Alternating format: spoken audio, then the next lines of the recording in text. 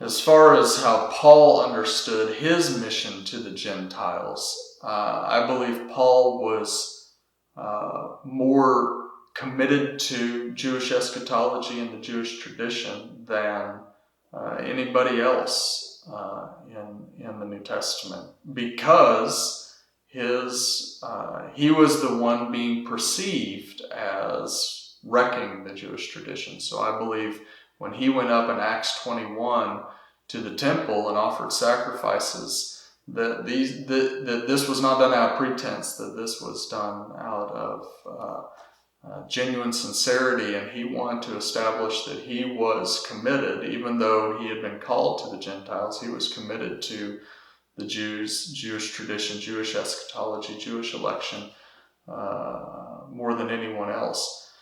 And so in Romans 11, you get a taste of that, where when he's questioned about whether God has revoked the everlasting covenant, his relationship with the Jews, Paul says, God forbid that would happen.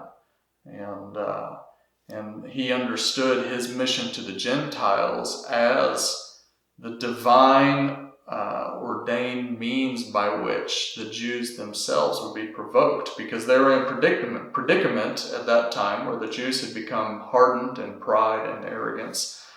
And this was the means by which God would bring humility and repentance. And so God extends mercy to the Gentiles so as to provoke the Jews. And Paul, he never wavered in his confidence that God would complete what he had covenanted, that God would bring to pass what the prophets had foreseen. And that in Romans 11, Paul says that the fullness of the Gentiles must come in, and then all Israel will be saved, as it is written. Redemption will come from Zion, and he quotes Isaiah 59. And so Paul understood that redemptive history would play out just as it is written in the prophets, and that God has extended mercy in this age to the Gentiles, but it's only in context to the framework of Jewish eschatology and Jewish election. None of that was ever questioned or rescinded in the apostolic tradition.